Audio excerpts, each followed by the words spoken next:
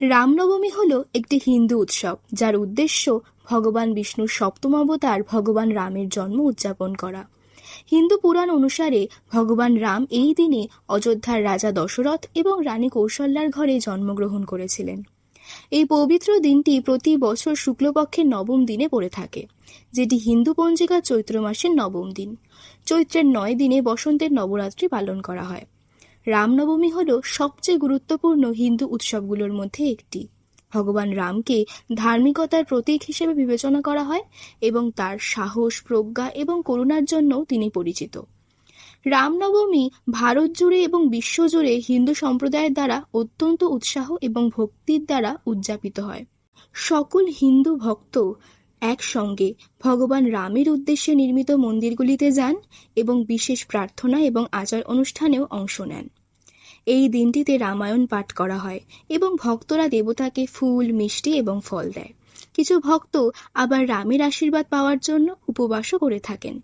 অনেকে আবার আধ্যাত্মিক বক্তৃতা এবং কীর্তন গেয়ে দিনটি উদযাপন করে থাকেন। আবার কিছু কিছু ভক্ত ভগবান রামের মূর্তি তৈরি করে সেটিকে দোলনায় রেখেও পুজো করেন। দাতব্য অনুষ্ঠান এবং সম্প্রদায়ের খাবারেরও আয়োজন করা হয়।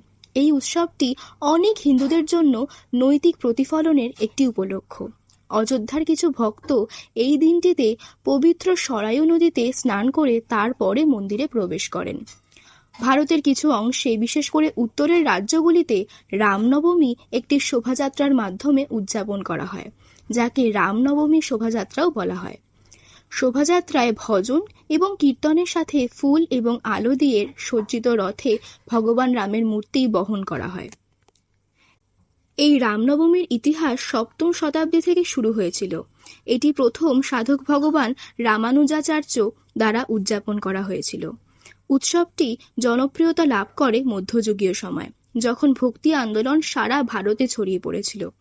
আন্দোলনটি ঈশ্বরের প্রতি ভক্তির উপর জোর দেওয়া হয়েছিল আর রামনবমীকে একটি প্রধান হিন্দু উৎসব হিসেবে গড়ে তোলে।